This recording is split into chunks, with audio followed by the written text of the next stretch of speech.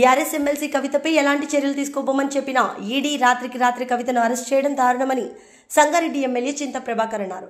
సంగారెడ్డి పట్టణంలోని కొత్త బస్టాండ్ దగ్గరలో ఎమ్మెల్సీ కవిత అరెస్టుకు నిరసనగా బీఆర్ఎస్ పార్టీ శ్రేణులు ధర్నా నిర్వహించారు.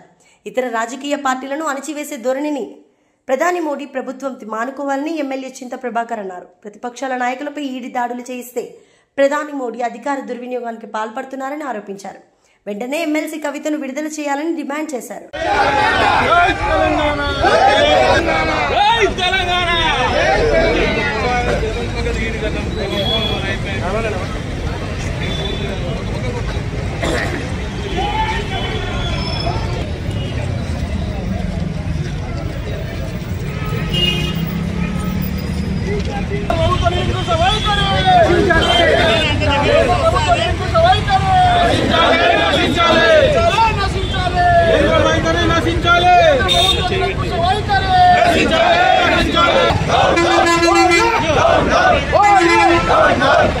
నిన్న జరిగినటువంటి కవిత ఎమ్మెల్సీ గారి అక్రమ అరెస్ట్ను తీవ్రంగా ఖండిస్తూ మరి ఈ అరెస్టు వెనకాల మరి చోటేబాయ్ అయినటువంటి ఈ రాష్ట్ర ముఖ్యమంత్రి బడేబాయ్ అయినటువంటి ప్రధానమంత్రి మోడీ గారికి చెప్పి మరి ఏం చెప్తే అది చేయటం అనేది ఆనవాయితీ అయింది.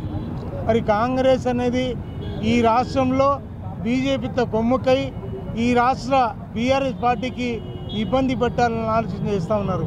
ఇటువంటి కుట్రలు కొత్త ఏం కాదు. ఈరోజు మేము ప్రజాకోర్టులో ఇద్దరి సంగతి ఏమిటిది అనేది ఖచ్చితంగా తెలుస్తాం. మరి ప్రజలు గమనిస్తూ ఉన్నారు. ఎట్టి పరిస్థితుల్లో ఈ అక్రమ కేసులు సుప్రీంకోర్టులో పెండింగ్లో ఉన్నటువంటి మరి కవితని అరెస్ట్ చేయడం అనేది ఈరోజు సభ్య సమాజం సిగ్గుపడుతూ ఉన్నది.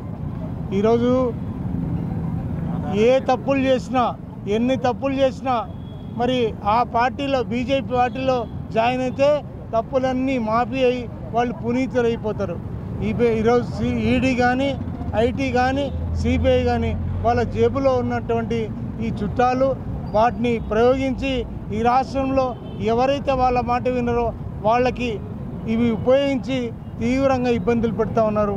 దీన్ని మేము ఖండిస్తూ ప్రజాకోర్టులో ఖచ్చితంగా వీళ్ళకి ప్రజలే బుద్ధి చెప్తారు. మేము ఈ కవిత అరెస్ట్ను తీవ్రంగా ఖండిస్తూ ఉన్నాం. ఈరోజు ఎన్నికల షెడ్యూల్ రాబోతూ ఉంది.